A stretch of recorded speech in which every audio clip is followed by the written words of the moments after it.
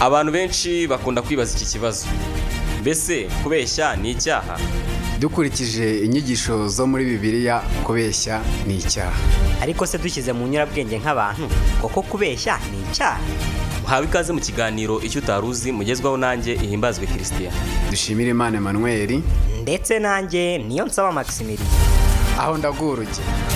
Hari kuba intambara. Abantu baje kwiga mama wawe. Mama wawe arihishe. Barakubajije ngo mama wawe arahari? Uhise usubiza ngo ntawe uhari. Aho ngaho urabeshya. Gusa nubwo ubeshye ubikoze mu rwego rwo gutabara umuntu. Niyo mpamvu icyo ngicyo atari icyaha. Ndaguha urundi rugero. Mu mubano usanzwe w'abantu habamo icyo bita imitombo. Ugasanga umugabo abwiye umugore we ati niwe mugore wa mbere mwiza kuri iyi si nabonye. Wakibaza uti ese icyo ni icyaha? Oya, ntabwo ari icyaha. Kurifashisha imirongo yo muri Bibiliya. Urugero nko mu ndirimbo ya Salomo, kuva ku gice cya mbere umurongo wa mbere kugeza ku gice cya nyuma umurongo wa nyuma, yose ni imitombo. Ndaguha urundi rugero.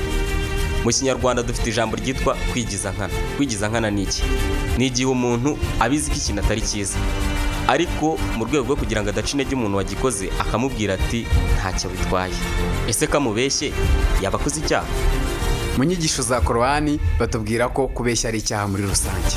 Ariko mu nyigisho za diti hari aho bemera ko kubeshya bishobora kwihanganirwa mu bihe bike cyane, ari byo mu gihe cy'intambara, mu kunga abantu babiri bari bafitanye amakimbirane, ndetse no mu mubano w'umugabo n'umugore mu rwego rwo kubungabunga urukundo. Yosuwa 2 haranditse ngo barishitimu Yosuwa mwene Nuni yohereza abagabo babiri rwishwa ngo bajye gutata. Arababwira ati nimugende mwitegereza igihugu cyane cyane Yeriko. Nuko baragenda binjira mu nzu ya maraya witwaga Rahabu bararamo. Umwami w'Iyeriko abwirwa yuko muri iryo joro haje abagabo bo mu Bisirayeli gutata igihugu. Uwo mwami atuma kuri Rahabu ati sora abo bagabo bari iwawe, kuko bazanywe no gutata igihugu cyose. Ariko uwo mugore ajyana abo bagabo bombi arabahisha, abwira intumwa ati ni koko iwanjye haje abagabo ariko ntazi aho baturuka.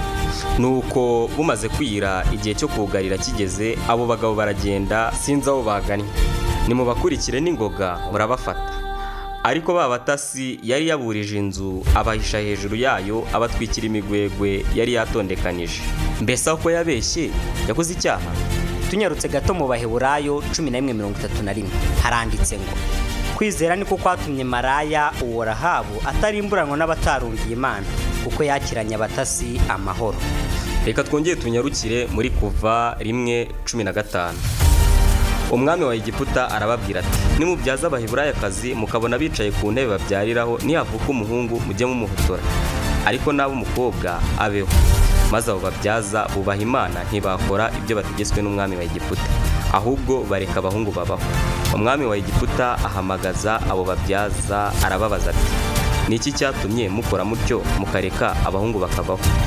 Ababyaza basubiza Farawo bati nuko Abaheburayokazi batamera nk'Abanyegiputakazi, kuko ari abanyambaraga bakabyara umubyaza atarabageraho. Aho barabeshye. Babeshye ko Abaheburayokazi babyara ababyaza batarabageraho.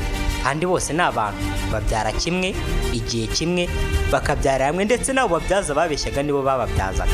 Ese aha bakoze icyaha? Ibi ntituri kubikora kugira tubemeze ko kubeshya atari icyaha. Oya, kubeshya ni icyaha. Turebye mu Kuva 20:16 haranditse ngo ntugashinje ibinyoma mugenzi wawe. Ahangaha urumva ko kubeshya ni icyaha, ariko mu gihe ubikoze ugamije ikibi. Ni naha dusoreje ikiganiro cyacu icyo utaruzi cy'uyu munsi.